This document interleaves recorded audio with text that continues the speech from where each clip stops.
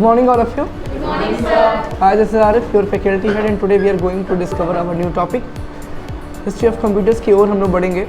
Topic नया इसलिए है क्योंकि हम अब कंप्यूटर्स की बात कर रहे हैं, कैलकुलेशन डिवाइस की बात नहीं कर रहे हैं. ठीक है, तो टॉपिक हमारा ये होगा कि आखिर मार्क वन कंप्यूटर काम कैसे करता है. अभी मार्क वन कंप्यूटर जो था वो काफ़ी अपग्रेड था. जिसके पहले हम लोग पढ़ रहे थे एनालिटिक इंजन, उसके बाद ABC कंप्यूटर आया. एनालिटिक इंजन आया था 1837 में. ठीक, थोड़ा सा अपग्रेड था डिफरेंस के अकॉर्डिंग, क्योंकि उसमें क्या थी, एक मेमोरी लगी हुई थी जिसको आप लोग क्या बोल रहे थे, पंच कार्ड बोल रहे थे. अब पंच कार्ड से काफ़ी हद तक क्या हो गया, अपग्रेड हो गया. क्या हो गया, अपग्रेड हो गया.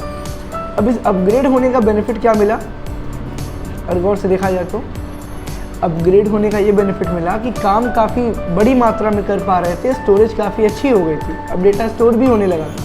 दूसरी बात, 14 साल के बाद आया आपका एनालिटिक इंजन, और उसके ठीक 100 साल के बाद आता है आपका ABC कंप्यूटर, एटनोसॉफ्ट और क्लिफोर्ड बेरी द्वारा बनाया गया कंप्यूटर. इसके कुछ सालों के बाद आ गया आपका मार्क वन कंप्यूटर. ज़्यादा नहीं, आई थिंक मान लीजिए 7-8 सालों के बाद. इसको बनाने में काफ़ी अहम भूमिका थी. कंपनी थी IBM, इंटरनेशनल बिजनेस मशीन का फुल फॉर्म है. तो हार्वर्ड यूनिवर्सिटी और IBM कंपनी ने मिलकर के इस कंप्यूटर को बनाया. और ये था क्या, ये था डिजिटल कंप्यूटर. क्या था ये, इसका मतलब ये क्या, अभी आप लोग की मैं अगर बात करूं तो आप दो वैल्यूज़ को जानते होंगे. सिग्नल भी दो प्रकार के होते हैं, एक होता है डिजिटल, एक होता है एनालॉग. एनालॉग क्या होता है, एक एनालॉग वॉच आप लोग पहनते हुए, तो स्मार्ट वॉच है, ये डिजिटल पे चलती है, नंबर्स पे चलती है. बट एक क्या होती है, एनालॉग, सुई और कांटे वाली. गाड़ियों में मीटर होता था, वोल्टेज नापने में पहले एम्पियर होता था, उसके बाद से आपने बहुत जगहों पे मीटर देखे होंगे. यानी वो लगभग में जानकारी प्रदान करता है. किसमें, लगभग में, यानी एकदम फिक्स वैल्यू उसकी आपको नहीं मिलेगी. पहले वेइंग स्केल, आराध्या ने नापा होगा. वेइंग स्केल का मतलब क्या होता है, वजन नापने की मशीन. तो अभी जो है मशीनरी जो हमारे पास मौजूद है वो डिजिटल नंबर्स के फॉर्म में, जिस फॉर्म में है, उस नंबर्स का इस्तेमाल हम लोग इसीलिए करते हैं कि हमें फिक्स वैल्यू मिल सके.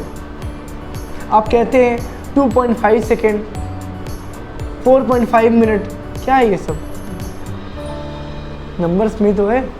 और नंबर्स क्या है, डिजिटल फॉर्म में है. किस फॉर्म में, इस कंप्यूटर को बनाया गया था, इसमें मैकेनिकल पार्ट्स का यूज़ किया गया.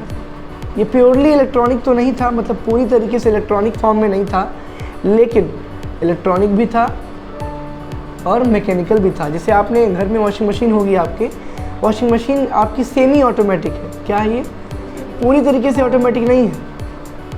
फुल्ली ऑटोमेटिक भी आते हैं, काफ़ी कॉस्टली, काफ़ी महंगे आते हैं. तो सेमी ऑटोमेटिक का मतलब ये होता है कि तकनीकी से ये आधा अपने आप काम करने के लिए सक्षम है, बट आधा आपको इस पर मॉनिटर करना पड़ेगा, आधी देखभाल आपको करनी पड़ेगी. ठीक है, उसको हम बोलते हैं सेमी ऑटोमेटिक. वैसे यहाँ पे क्या था, सेमी इलेक्ट्रॉनिक, यानी कि पूरी तरीके से नहीं था. उसमें क्या था, क्लचेस लगे थे. क्लचेस आपने स्कूटी और बाइक में देखे होंगे. स्कूटी में दोनों साइड्स पे होता तो लेफ्ट में ही है, बट राइट वाले को ब्रेक बोलते हैं. वो लीवर की बात, जिसको आप दबाते हैं वो लीवर होता है, क्रश लीवर. क्या बोलते हैं उसको, बिल्कुल शाफ्ट, रोटेटिंग शाफ्ट. घर में अपने फ़ैन की स्पीड को कम और रेस करने के लिए आपने क्या किया होगा, एक गोल सा वो घुमाया होगा, उसको हम लोग क्या, रोटेटिंग शाफ्ट बोलते हैं. वॉशिंग मशीन में भी ऐसे गोल सा दिया होता है.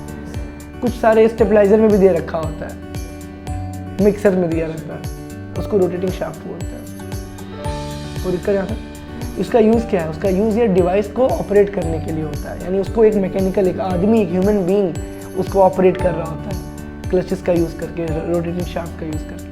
और ये सारे पार्ट्स क्या थे, मैकेनिकल थे. क्या थे ये, यानी मैन पावर का यूज़ वहाँ पे हो रहा था.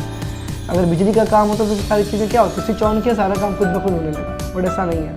वॉशिंग मशीन में क्या होता, पानी आप भरते हो अपने हाथ से, लेकिन वायर, पानी का जो वायर हो तो आप ही कनेक्ट करते हो, टोटी से कनेक्ट करते हो, फिर टोटी बंद करते हो, फिर जाके मशीन ऑन करते हो, फिर टाइमर सेट करते हो अपने हाथ से 5 मिनट 7 मिनट. फिर कपड़ा धो लेने के बाद से उसको सुखाने के लिए बगल वाले कंपार्टमेंट में उसको चेंज करते, खोल के डालते हो. ये सारे काम क्या है, मैनुअली तो है, ह्यूमन बीइंग द्वारा. तो उसको आप क्या बोलते हो, सेमी ऑटोमेटिक. क्या बोलते हो, धोता वो खुद ही है, उसको पता है कितने देर में आपका कपड़ा साफ हो जाएगा. जब साफ़ हो जाएगा वो खुद ब खुद रुक जाएगा। यस और नो? कपड़े ज़्यादा गंदे होंगे तो ज़्यादा 10 मिनट्स का टाइमर लगाओगे, कम होंगे तो 5 मिनट्स का लगाओगे, बहुत कम होंगे 3 मिनट्स का लगाओगे। खंगालना सोने में पानी में डाल के बस खंगाल लेते हैं, उसको बोलते हैं क्या? 3 मिनट्स के लिए। ये सारे काम क्या करते हैं? सेमी ऑटोमेटिक हो गए। इसमें जो वज़न दिया गया था वो 10,000 पाउंड का था, 4500 किलो उसका वज़न था। 4500 को समझ रहे हो? 4.5 टन। 100 किलो का 1 क्विंटल होता है, 1000 किलो का 1 टन होता है। 4500 किलो, आधा टन और 4 टन यानी 4.5 टन इसका वज़न था। आगे देखिए इसमें क्या था, और से अगर हम इसकी बात करें तो इसका यूज़ हमने किया बहुत सारे कामों को करने के लिए। माइल सुना है आप लोगों ने? माइल, इसको हिंदी में मील बोलते हैं। एक मील में 1.6 किलोमीटर होते हैं, यानी कि 1.5 किलोमीटर से थोड़ा ज़्यादा होता है। और एक किलोमीटर में 1000 मीटर होते हैं, यानी अगर एक तार हम नाप रहे हैं 1 किलोमीटर के दूरी पे तो 1000 मीटर तार हो जाएगा। लेकिन वो कितना था? 1600 मीटर। कितना? ऐसे 100 माइल्स ऑफ वायर लगे थे इस कंप्यूटर मार्कोनी में। 100 मील जितना तार लगा था। समझ रहे हो कितना होगा? गुणा करते रहो, 1600 में 100 का गुणा कर लो, 1,60,000। 1,60,000 ये उसकी क्या थी? तार की कंपाउंडिंग थी। इतना तार उसमें लग गया, यूज हुआ था। इसकी जो लंबाई, इसकी जो लेंथ थी, कंप्यूटर की लेंथ थी 16 मीटर लंबा था। 16 मीटर लंबा एक कंप्यूटर, समझो ट्रेन की बोगी जितना लंबा हो गया, उतनी लंबी तो बोगी भी नहीं होती है। 16 मीटर, यहाँ से बाहर वो ATM तक 16 मीटर।